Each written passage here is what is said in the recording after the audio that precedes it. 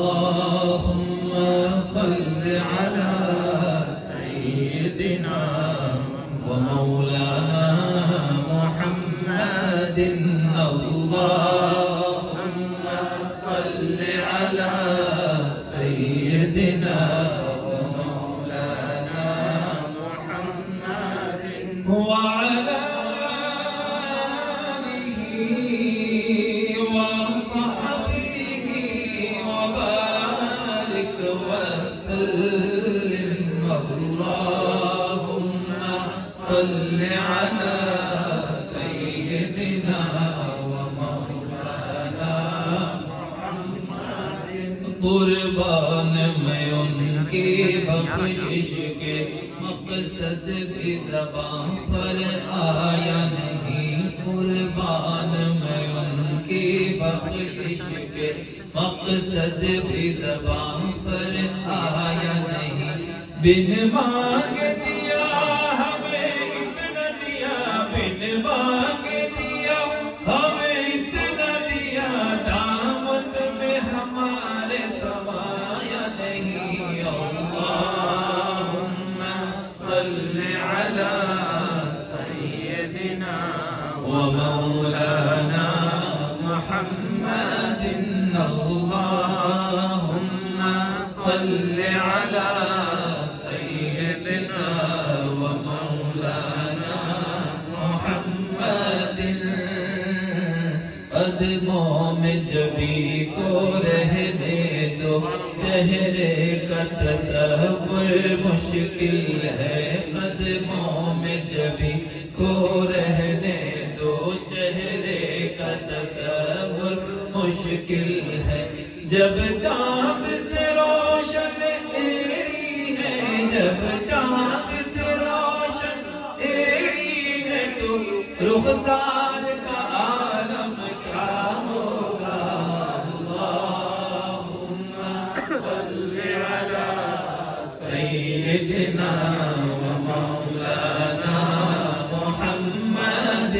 اللہم صل علی سیدنا ومولانا محمد ایک سمت علی ایک سمت عمر صدیق ادھر عثمان ادھر ایک سمت علی ایک سمت عمر صدیق ادھر عثمان ادھر ان جگمگ جگمگ تاروں میں ان جگمگ جگمگ تاروں میں سرکار کا عالم کیا ہوگا اللہم صل علی سیدنا مولانا محمد اللہم صل علی سیدنا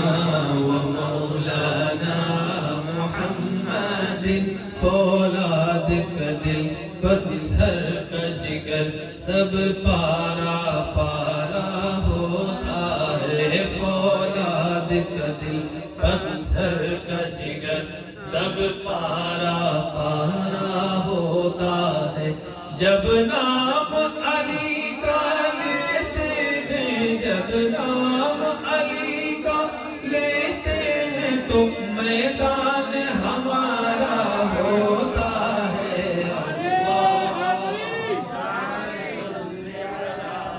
سیدنا ومولانا محمد اللہم صل علی سیدنا ومولانا محمد فولاد کا دل پتھر کا جگر سب پارا پارا ہوتا ہے سب پارا پارا ہوتا ہے جب نام علی کا لیتے ہیں تو میدان ہمارا ہوتا ہے اللہم صل علی سیدنا ومولانا محمد وعلى آله وصحبه وبارك وسلم اللهم صل على سيدنا مولانا محمد.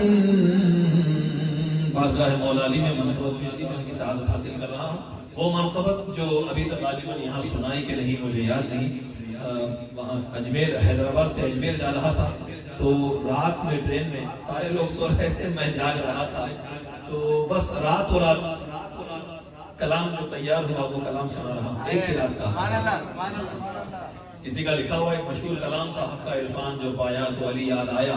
اس نے آیا لکھا تو ہم نے اس کو علی یاد آئے کر کے اس نے ایک نیا کلام ہم نے تیار کیا. حق عرفان جو پایا تو علی یاد آئے. یہ کلام میں اشعار 2 لائن والے نہیں بلکہ مثلث ہے, 3 لائن والے. بعض مخمس ہوتے ہیں, بعض 4 لائن والے ہوتے ہیں. یہ مثلث کلام ہے, 3 لائن کے اشعار اس میں ہوتے ہیں. دل میں ایمان سمایا تو علی یاد آئے. علی کیوں یاد آتے ہیں؟ یہ ذکر کے معنی یاد کے ہیں. اذکر اللہ, اللہ کو یاد کرو. تو یہ ذکر علی کیا ہے؟ علی کو کیوں یاد کیا جاتا ہے؟ کہ مدینے والے آقا نے فرمایا ذکر علی کی عبادت. علی کو یاد کرنا عبادت ہے. کوئی پوچھے کہ علی کیوں یاد آئے, کہنا عبادت کرنا جی چاہا تو علی یاد آئے. دل میں ایمان سمایا تو علی یاد آئے. حق عرفان جو پایا تو علی یاد آئے. سب مل کر میرے ساتھ. حق عرفان جو پایا تو علی یاد آئے. حق عرفان جو پایا تو علی یاد آئے. علی ایسے یاد نہیں آتی, ذرا بلند آواز سے. جس کو علی یاد آتے ہیں پھر وہ سب کو یاد آتا ہے. حق عرفان جو پایا تو علی یاد آئے. زور بازو علی بدر و احد سے پوچھو, یا تو خیبر کی فضاؤں سے گواہی لے لو. زور بازو علی بدر و احد سے پوچھو, یا تو خیبر کی فضاؤں سے گواہی لے لو. وقت اسلام پہ آیا تو علی یاد آئے. حق عرفان جو پایا تو علی یاد آئے. بابا سے برکت اللہ سب کو سلام کرتے ہیں. حق عرفان جو پایا تو علی یاد آئے. میری دعا ہے کہ جتنے سب مل کر پڑھ رہے ہیں محفل میں حاضر ہیں, اللہ سب کو نجف کی حاضری عطا فرمائے. حق عرفان جو پایا تو علی یاد آئے. اپنے اصحاب سے یہ صاحب قرآن کہا, ساتھ قرآن کا حیدر کا ہے داروز جزا. اپنے اصحاب سے یہ صاحب قرآن کہا, ساتھ قرآن کا حیدر کا ہے داروز جزا. جب بھی قرآن اٹھایا تو علی یاد آئے. جب بھی قرآن, نبی نے فرمایا علی قرآن کے ساتھ ہے, قرآن علی کے ساتھ ہے. علی جو مع القرآن والقرآن مع علی. ارے جب بھی قرآن اٹھایا تو علی یاد آئے. حق عرفان جو پایا تو علی یاد آئے. حق عرفان جو پایا تو علی یاد آئے. سب مل کر کہیں حق عرفان جو پایا تو علی یاد آئے. جس کی گھوٹی میں شجاعت ہے وہ غازی ہے علی. جس کی گھوٹی میں شجاعت ہے وہ غازی ہے علی. فرضیت بعد ہے پہلے سے نمازی ہے علی. جس کی گھوٹی میں شجاعت ہے وہ غازی ہے علی. فرضیت بعد ہے پہلے سے نمازی ہے علی. سر عبادت میں جھکایا تو علی یاد آئے.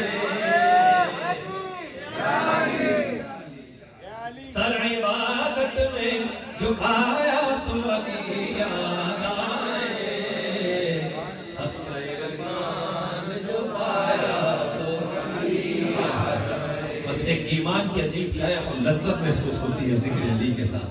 حق کا عرفان جو پایا تو علی یاد آئے، حق کی پہچان کون بات علی مولا ہے،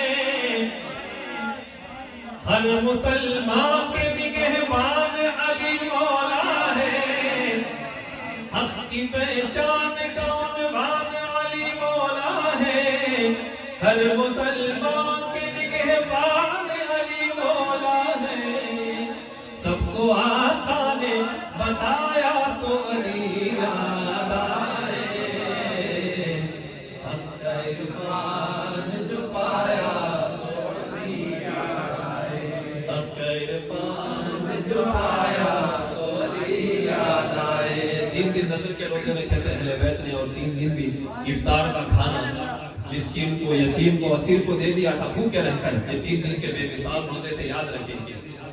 3 دن نظر کے روزوں نے جب کام کیا، سارے مسکینوں یتیموں نے اسیروں نے کہا، 3 دن نظر کے روزوں نے جب کام کیا، سارے مسکینوں یتیموں نے اسیروں نے کہا، بھوک نے جب بھی ستایا تو علی یاد آئے، حق کا عرفان جو پایا تو علی یاد آئے، حق کا عرفان جو پایا تو علی یاد آئے۔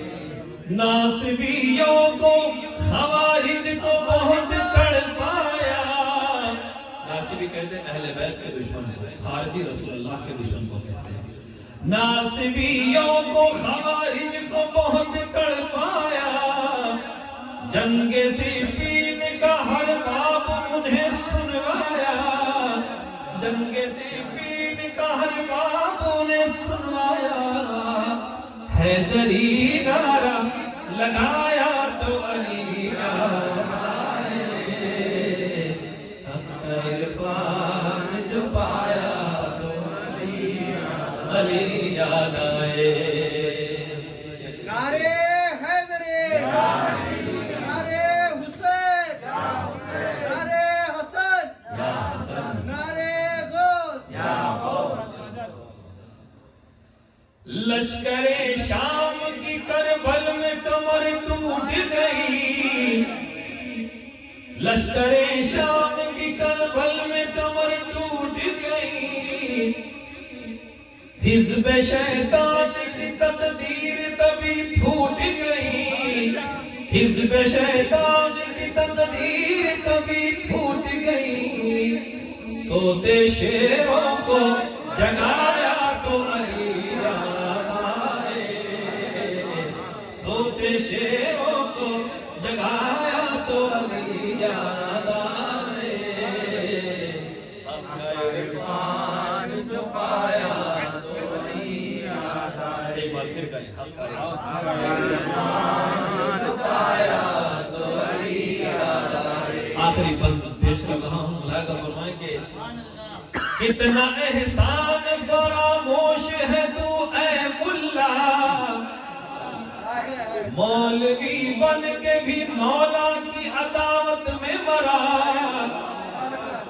کتنا احسان فراموش ہے تو اے ملا، مولوی بن کے بھی مولا کی عداوت میں مرا، اب نکیروں نے ڈرایا تو علی یاد آئے، حق کا عرفان جو پایا تو علی یاد آئے، اب نکیروں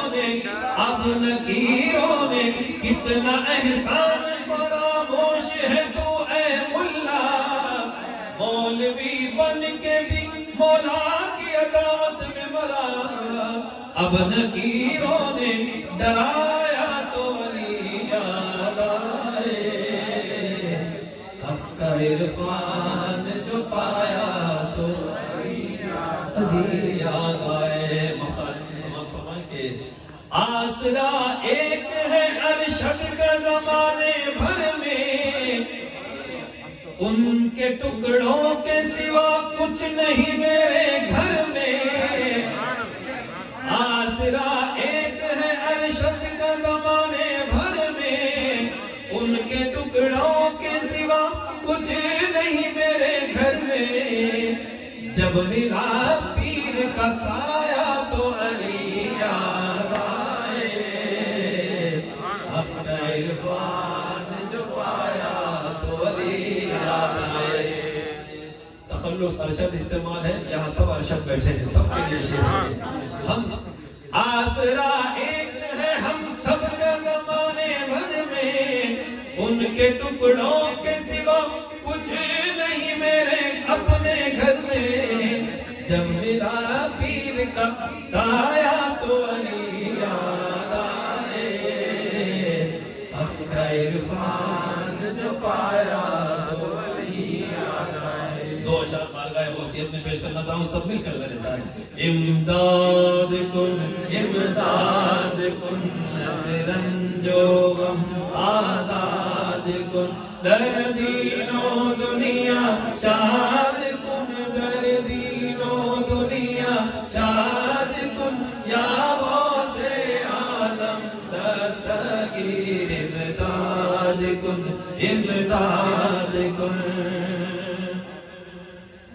تیرے ہاتھ میں ہاتھ میں نے دیا ہے، تیرے ہاتھ میں ہاتھ میں نے دیا ہے، تیرے ہاتھ ہے لاج یا غوث اعظم، امداد کن، امداد کن، ازرن جو غم آزاد کن، در دین و دنیا شاد کن، یا غوث اعظم دستگیر امداد کن، امداد کن۔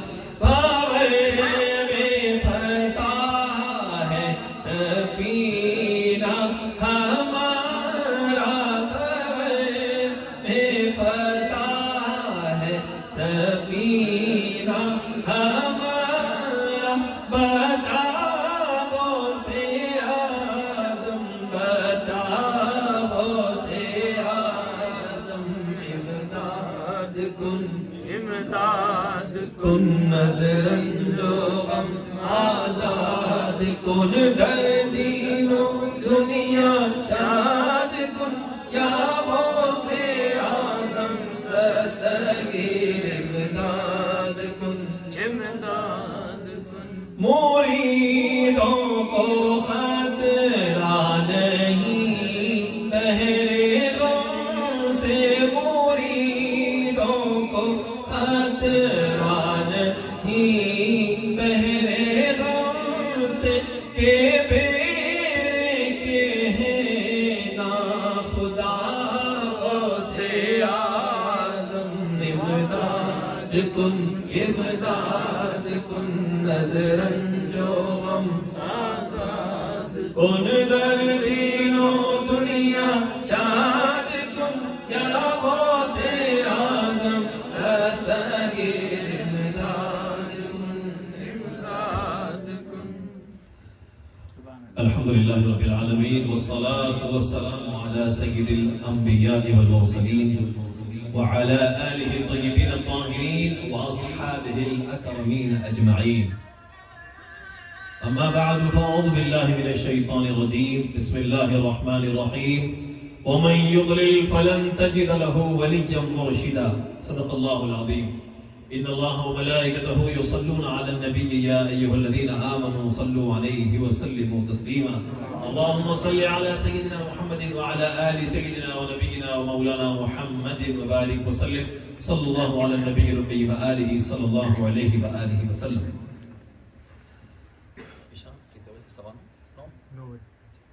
نماز عشاء کا وقت ہو چکا ہے، تو ہم مختصر سی گفتگو کرنے والے ہیں، اور بارگاہ غوث العظم میں نثر کے ذریعے حاضری لگا کر محفل کا اختتام عمل میں آنے والا ہے۔ سامعین عزیز وقار، اللہ رب العزت نے ہدایت گمراہی دونوں اللہ ہی کے مشیتوں سے ہے. خیر کے ساتھ شر پیدا فرمایا، روشنی کے ساتھ تاریکی پیدا فرمائی. الاشیاء تعرف باضدادها، ہر چیز اپنی مخالف شے سے پہچانی جاتی ہے. تو اللہ رب العزت نے ہدایت کو بھی بنایا ہے، ساتھ میں گمراہی بھی بنائی ہے. اور گمراہ کرنے کے لیے شیطان اور نفس دو چیزیں آدمی کے لیے کھڑے ہوئے ہیں. ہدایت کے لیے اللہ رب العزت نے پاکیزہ نفوس کا انتخاب فرمایا، اور دو گروہ کو اللہ رب العزت نے ایک بالواسطہ ایک بلا واسطہ ہدایت کا ذریعہ بنا دیا ہے.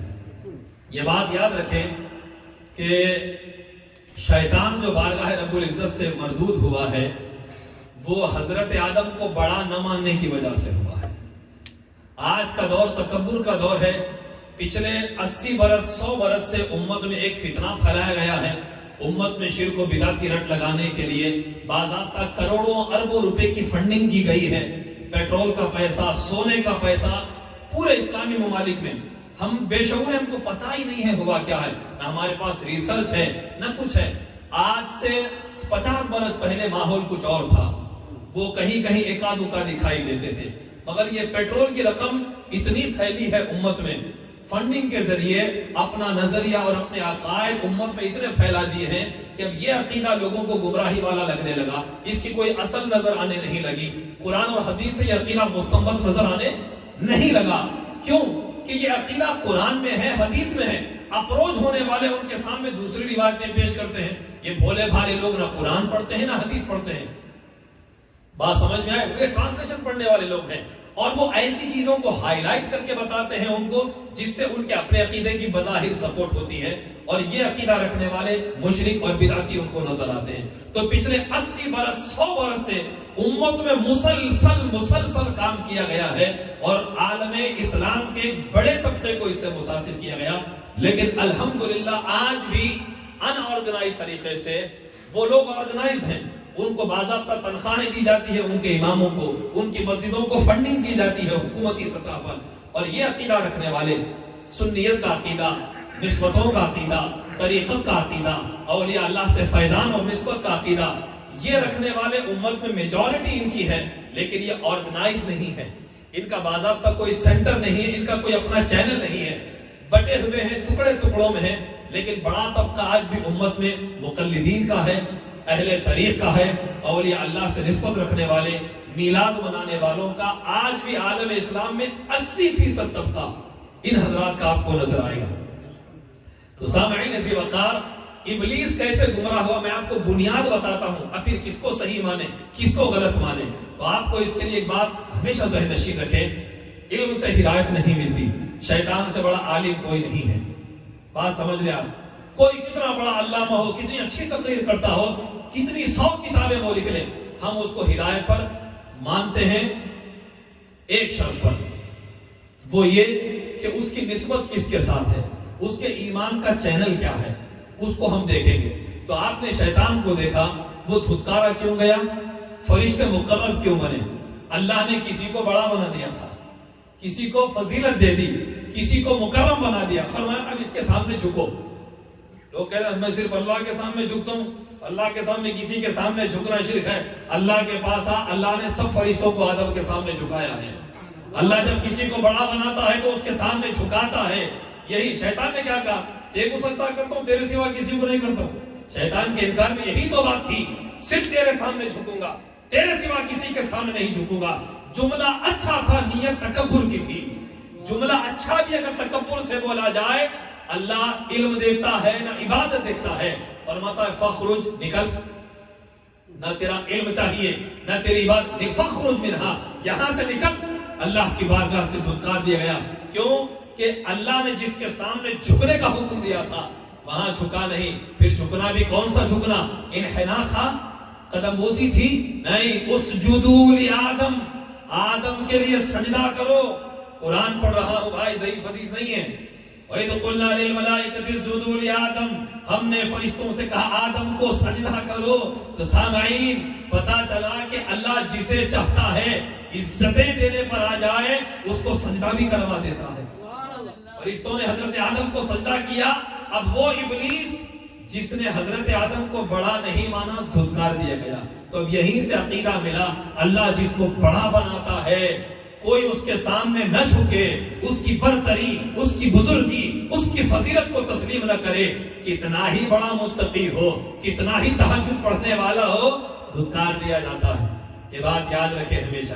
تو آج امت میں تکبر کا دور چل رہا ہے، ہم کسی کو شیخ نہیں بنائیں گے۔ قرآن ہے، حدیث ہے، اللہ کی کتاب ہے، پڑھ لو، حدیث ہے، ہماری ہدایت کے لیے کافی ہے۔ ٹھیک ہے صاحب، بازار میں MBBS کی کتابیں کافی ہے، آپ یونیورسٹیز کو نہ جائیں، انجینئرنگ کی کتابیں ہیں بازار میں موجود، آپ کالج نہ جائیں، ہر فن کی کتاب موجود ہے۔ تو پتا چلا کہ کتاب سے نہیں، استاد سے علم ملتا ہے۔ کتاب ہدایت نہیں دیتی، اگر صرف کتاب کافی ہوتی، رب کائنات کی قسم صرف دنیا میں کتاب ہی نازل ہوتی، نبیوں کو نہیں بھیجا جاتا۔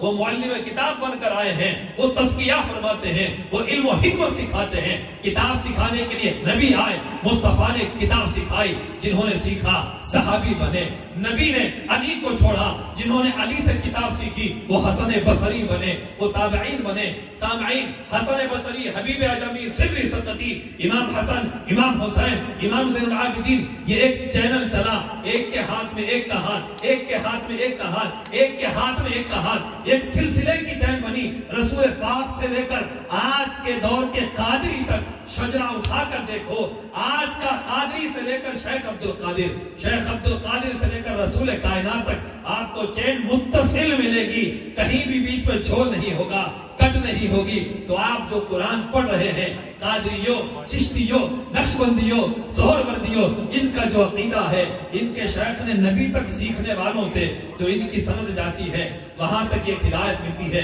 انہوں نے کسی کو اپنا استاذ مانا ہوتا ہے، کسی کو اپنا بڑا مانا ہوتا ہے۔ جو اللہ کے سوا کسی کو بڑا نہیں مانتا وہ ابلیس بن جاتا ہے۔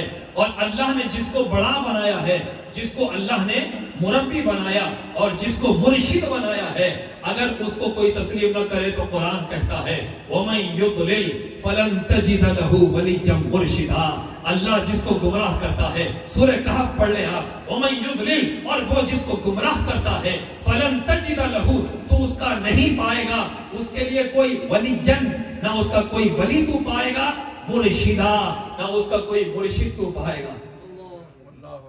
پتا چلا کہ ہدایت کے لیے ولی کا ہونا لازم، ہدایت کے لیے مرشد کا ہونا لازم ہے۔ بغیر ولی تک کے خدا تک پہنچ حاصل نہیں کی جاتی۔ حضرت شاہ ولی اللہ محدث دہلوی رحمۃ اللہ علیہ حمعات میں فرماتے ہیں، اللہ رب العزت نے سلسلہ عالیہ قادریہ کے شروع کو ایک خاص توجہ مریدین پر رکھنے کا سلیقہ عطا فرمایا ہے۔ اس کا سبب شیخ عبدالقادر ہے کہ عالم میں نفوذ و اثر اس قدر شیخ عبدالقادر کو حاصل ہے کہ وہ پورے عالم میں نفوذ فرمائے ہوئے ہیں۔ یہی وجہ ہے کہ سلسلہ قادریہ میں جو توجہ مریدین پر ہوتی ہے اور سلاسل میں وہ نہیں پائی جاتی۔ اور حضرت مجدد الفسانی رحمت اللہ تعالی علیہ ارشاد فرماتے ہیں، خدا تک پہنچنے کے دو چینلز ہیں، ایک نبوت کا، ایک ولایت کا۔ نبوت کا جو بلا واسطہ ڈائریکٹ اللہ سے رسائی حاصل کرتا ہے، ایک ولایت کا واسطہ ہے جس میں واسطے سے، نبی کے واسطے سے خدا تک وہ رسائی حاصل کرتے ہیں۔ وہ اولیاء ہیں، اختاب ہیں، اوتاد ہیں اور نجبا ہیں۔ سامعین عزیز وقار، حضرت مجدد الفسانی فرماتے ہیں کہ ان تمام واسطوں میں پہلا واسطہ نبی کے بعد وہ مولا علی کا ہے۔ خلق کو اب جس کو بھی ہدایت ملی رسول پاک کے بعد مولا علی سے ملی ہے۔ پھر مولا علی کے بعد اس منصب پر امام حسن جلوگر ہوئے، امام حسین علیہ السلام، امام زین العابدین، ایک کے بعد ایک 11 امام اس مسند غوثیت کبریٰ پر جلوگر ہوئے۔ 11 اماموں کے کچھ عرصے کے بعد بغداد والے پیر پیراں، میر میراں، سیدنا شیخ عبدالقادر الجیلانی الحسنی والحسینی اس منصب پر جلوگر ہوئے۔ اب قیامت تک جس کو بھی فیض ملے گا، فیض نبوت، وہ شیخ عبدالقادر کے واسطے سے ملے گا۔ جس کو ولایت ملے گی شیخ عبدالقادر کے واسطے سے ملے گی، اور جس کو قطبیت ملے گی، اب سارا یہ روحانیت کا قلمدان بغداد والے پیر کے ہاتھوں میں رکھا ہے۔ غور کرے کہنے والے شیخ کس سلسلے کے ہیں؟ شیخ احمد ہیں، سرہندی ہیں، سلسلہ نقشبندیہ کے عظیم بزرگ ہیں۔ آپ قادری سلسلے کے بانی کی اس قدر تعریف فرما رہے ہیں اور حقائق کو بیان فرما رہے ہیں۔ سامعین ذی وقار، 29 شعبان یہ بڑی مقدس تاریخ ہے جو پیران پیر سرکار غوث العظم کی پیدائش کا دن ہے۔ آپ کے پیدا ہونے کے ساتھ ہی بغداد میں قبر جیلان میں، معذرت جیلان ایران کا جو ایک قصبہ ہے، وہاں آپ کی ولادت ہوئی۔ پورے جیلان میں خبر مشہور ہو گئی کہ بیت الاشراف میں، سادات کو اشراف کہا جاتا ہے عرب میں، بیت الاشراف میں ایک لڑکے کی پیدائش ہوئی ہے۔ وہ ایسا باکرامت لڑکا ہے، رمضان کے سحر سے افطار تک وہ ماں کا دودھ نہیں پیتا۔ پورے جیلان میں خبر مشہور ہو گئی۔ اللہ والوں کا گھرانہ تھا، والد اللہ کے ولی، والدہ اللہ کی ولیہ، پھوپھی جان اللہ کی ولیہ، نانا شیخ عبداللہ سمعی، ولیوں کا گھرانہ ہے۔ والد کی جانب سے حسنی، ماں کی جانب سے آپ حسینی ہیں، آپ کا شجرہ حسنی حسینی ہے، نجیب الطرفین ہے سیدنا غوث پاک۔ والد گرامی انتہائی پاک باز، واقعہ بڑا مشہور ہے ان کے لیے جنہوں نے نہیں سنا، برکتاً سناتا ہوں۔ والد گرامی کے تقوی کا یہ حال ہے کہ ایک مرتبہ 3 دن کے بھوکے اور پیاسے ہیں، سفر میں ایک سیب نظر آ گیا، دریا میں بہ رہا تھا، اسے کھا لیا، بھوک مٹ گئی۔ پھر خیال آیا، تقوی نے آواز لگائی، زمین میں پکارا، اے ابو صالح، سیب کس کا تھا، تجھے کیا خبر، تو نے بھوک کی شدت میں کھا لیا۔ 3 دن کے بھوکے پر حرام چیز بھی حلال ہو جاتی ہے، لیکن یہ رخصت ہے، راہ رخصت ہے جو عوام کے لیے ہوتی ہے۔ خواص جو ہوتے ہیں وہ رخصت پر نہیں، عزیمت پر عمل کرتے ہیں، ان کا تقوی اعلیٰ ہوتا ہے۔ پلٹ کر دریا جہاں سے بہ رہی تھی اس سمت میں گئے، باغ نظر آیا، باغ کے مالک سے ملتے ہیں، کہتے ہیں کہ آپ کا ایک سیب میں نے کھا لیا ہے بغیر اجازت۔ کیسے کھایا؟ دریا میں بہتا ہوا جا رہا تھا، کافی دور مجھے ملا، میں نے کھا لیا، تو اس کے لیے میں آپ سے اس کی بھرپائی کرنے کے لیے آیا ہوں، میں آپ کا سیب کھا گیا ہوں، کیا کروں کہ دوزخ کی آگ میرے پیٹ میں نہ جائے۔ چہرہ دیکھا، دیکھ کر انہوں نے کہا، آنے والا کوئی معمولی نہیں، اس کو اتنی آسانی سے جانے نہیں دوں گا، اتنی آسانی سے اسے نہیں چھوڑوں گا۔ ارے روز روز بھلا ایسے متقی بھی کسی کو ملتے ہیں؟ ایسے متقی سب کو ملتے ہیں؟ پیشانی پر سجدے کا نشان ہے، پیچھے سے حرام کمائی جیب میں آ رہی ہے، ایسے متقی میرے جیسے آپ کو بہت ملیں گے۔ ایسے متقی، اللہ اکبر، جو تنہائی میں کوئی کام کر لیا، آ کر کہتے کہ اس کے لیے کچھ بھی کرنے تیار ہوں۔ کہا کچھ بھی کرو گے؟ 1 سال میرے باغ کی باغبانی کرو، نوکری کرنا، پھر اس کے بعد بتاؤں گا۔ 1 برس بغیر تنخواہ کے جو مل رہا ہے کھا رہے ہیں، عبادت کر رہے ہیں۔ 1 برس شیخ عبداللہ سمعی نے، اس باغ کے مالک نے شیخ ابو صالح کو دیکھا، کتنا پاک باز جوان ہے، دل دے بیٹھے، حضرت شیخ عبداللہ سمعی دل دے بیٹھے، کہا یہ نوجوان بڑا پیارا ہے۔ 1 سال تک ان سے انس حاصل کیا، پورے معمولات دیکھے۔ 1 برس مکمل ہونے کے بعد فرمایا کہ اب کیا حکم ہے؟ کہا میری بیٹی ہے، اس سے تمہیں نکاح کرنا ہوگا، اندھی ہے، لنگڑی ہے، بہری ہے، گونگی ہے، اس سے نکاح کرنا ہے، اس کے بعد کچھ نہیں، میں تمہاری غلطی معاف کرنے تیار ہوں۔ 1 لمحے میں کہا منظور ہے۔ کہا منظور ہے؟ ہاں منظور ہے۔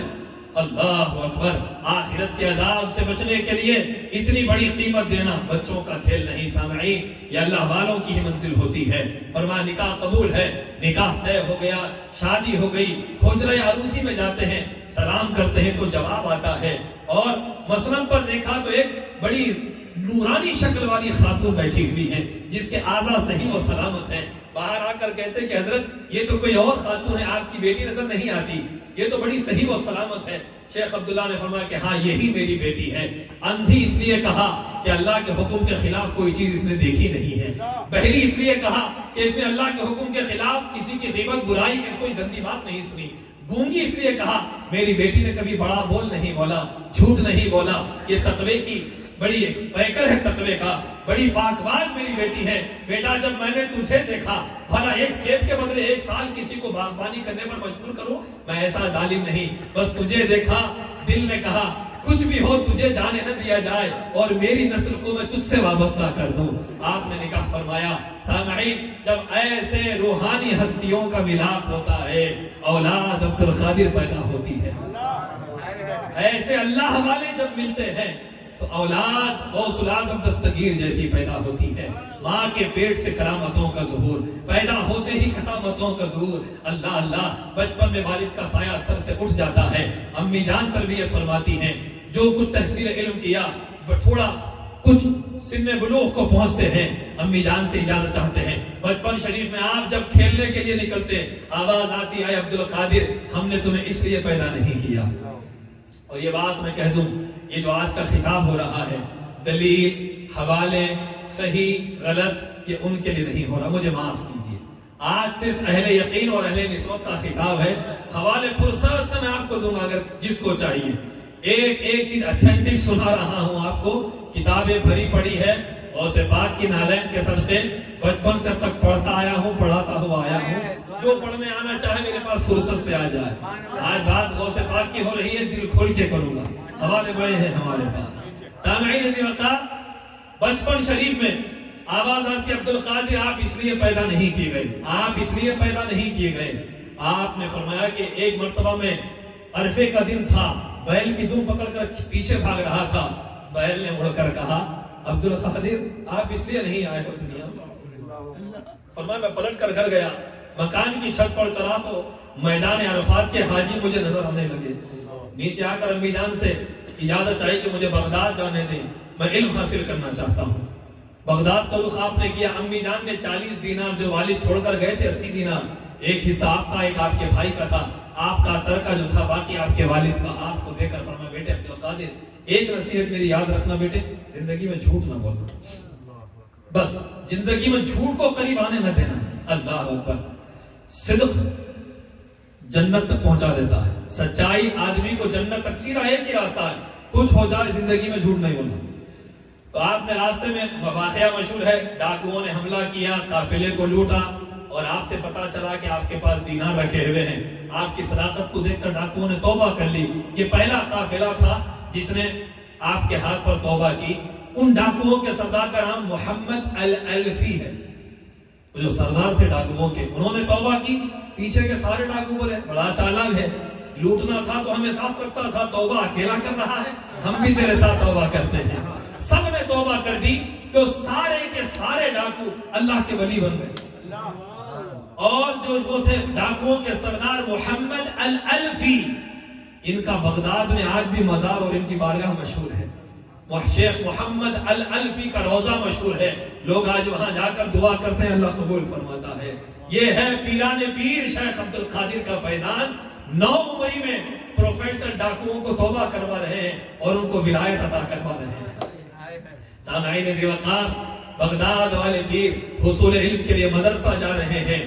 آپ ابھی مدرسے میں داخل ہو رہے ہیں، پردہ غیب سے آواز آ رہی ہے، قوموا لولی اللہ، اٹھو اللہ کا ولی آ رہا ہے، اللہ کا ولی آ رہا ہے۔ سامعین ذی وقار، حضور پیران پیر کو رب العالمین نے غیر معمولی قربتوں سے بچپن ہی سے سرفراز فرما دیا تھا، اور آپ کے بارے میں اولیاء اللہ بزرگان دین نے فرمایا۔ کتابیں پڑھے، شاہ ولی اللہ محدث دہلوی، شیخ عبدالحق محدث دہلوی، حضرت مجدد الفیصانی رحمہ اللہ تعالیٰ کے مکتوبات شریف وغیرہ پڑھے، اس میں آپ کو ملے گا تمام اولیاء اللہ کی روحوں میں جو لطافت تھی، سرکار غوث پاک کے جسم مبارک اور بدن شریف کو وہ لطافت حاصل تھی۔ حضرت موسیٰ کی روح مبارک بھی اللہ کی بارگاہ میں نہ جا سکی، میرے آقا کا جسم اور آپ کی نالین اللہ تک جا کر آئی ہے۔ جسمانیت مصطفیٰ تمام نبیوں کی روحوں سے زیادہ لطیف ہے، اور سرکار غوث پاک کی روح مبارک تمام ولیوں کے، آپ کا جسم مبارک تمام ولیوں کی روحوں سے زیادہ لطیف تر ہے۔ سامعین آگے بڑھتے ہیں تو آپ کیا دیکھتے ہیں، سرکار غوث پاک نے علم حاصل کیا، مجاہدات کے لیے جنگلوں کا رخ بھی فرمایا، نفس کشی فرمائی، کئی برس تک نفس کو کچلا، بھوک کے ذریعے، پیاس کے ذریعے، 1 سال پتے کھائے، ساگ ترکاریوں پر گزارا، 1 سال صرف پانی پیا، راتوں میں عبادت کا یہ حال، عشاء کے وضو سے فجر کی نماز آپ ادا فرما رہے ہیں۔ ہم لوگ عشاء کے وضو سے فجر پڑھ سکتے ہیں؟ نہیں پڑھ سکتے، کیونکہ ہم کھاتے بہت ہیں، ہم کھاتے بہت ہیں، ہم پیتے بہت ہیں۔ وہ لوگ جب اپنی نفس کشی کرتے ہیں، اللہ اکبر، حضور پیران پیر نے اس قدر نفس کشی فرمائی، 40 برس عشاء کے وضو سے نماز فجر ادا ہو رہی ہے، روز رات میں ایک قرآن کی مکمل تلاوت ہو رہی ہے، شیاطین جنات حملہ آور ہو رہے ہیں آپ پر، نفس اور فریب کے، مکر و فریب کے جال پھینک رہے ہیں، آپ کی توجہات سے ایک ایک جال ٹوٹتا ہے۔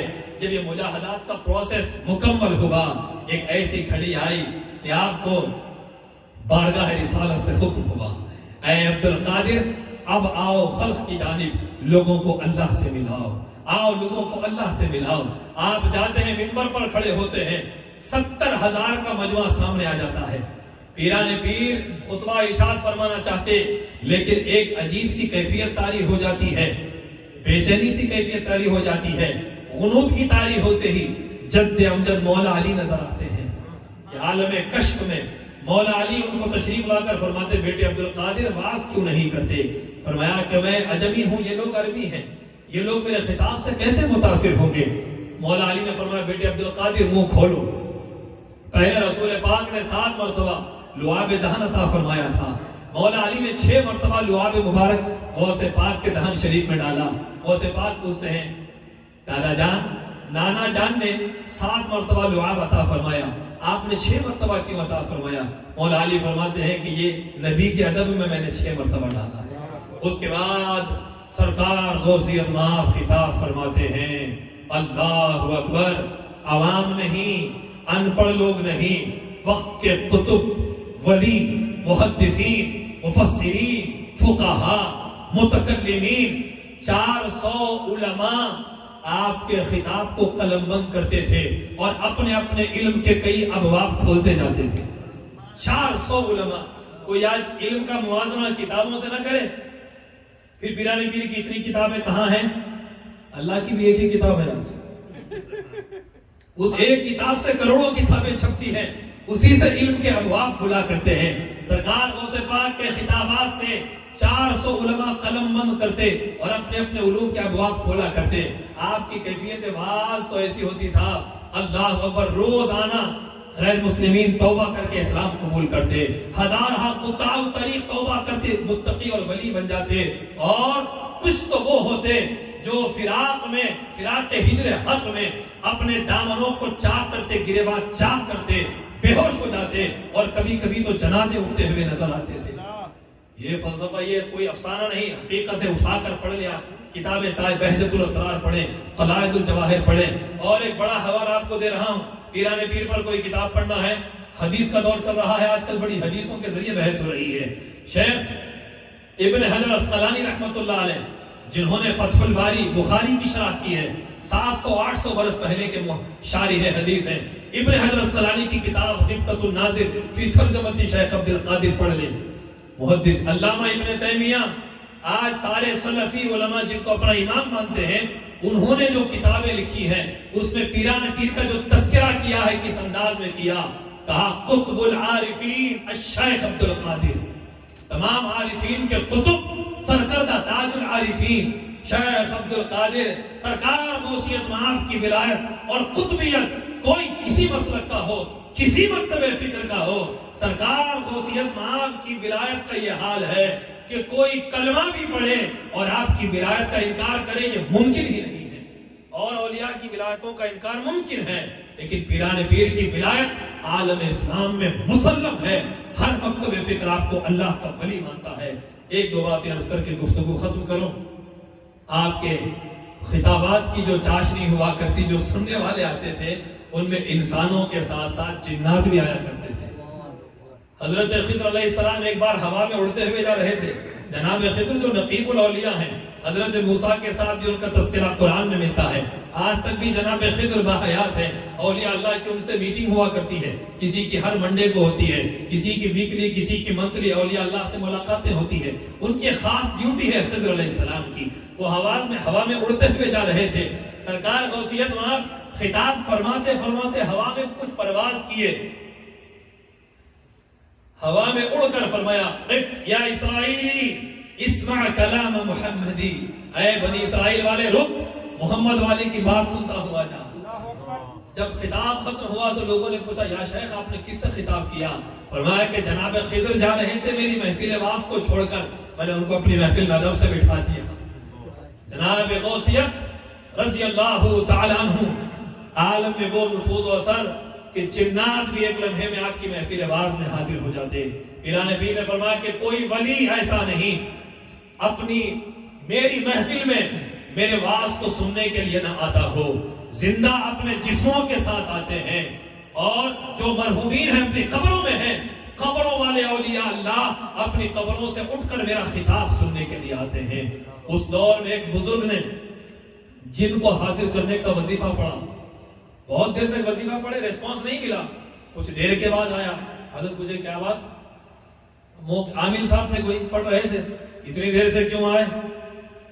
اس نے کہا آپ کو پتا نہیں، بغداد میں شیخ عبد القادر کی محفل چل رہی تھی، جب جب شیخ عبد القادر کی محفل ہو آپ کتنا بھی کال کر لیں ریسپانس ملنے والا نہیں ہے، آپ کتنا ہی مجھے میلز کرتے رہیں ریسپانس نہیں ملے گا، کیونکہ ہم ہیڈ کوارٹر میں موجود رہیں گے اس وقت۔ بڑی سرکار ہے، سرکار غوثیت مآب رضی اللہ تعالیٰ عنہ کی سامعین، علماء ہوں، فقہاء ہوں، اولیاء ہوں، گنہگار ہوں، ہر کسی کو سرکار غوثیت سے آج کے زمانے میں امام مہدی کے ظہور تک ہر کسی کو بارگاہ غوثیت ہی سے بھیک ملے گی، خیرات ملے گی۔ فرمایا خوش نصیب ہے وہ جس نے مجھے دیکھا یا میرے دیکھنے والے کو دیکھا، اور یا میرے دیکھنے والے کے دیکھنے والے کو دیکھا۔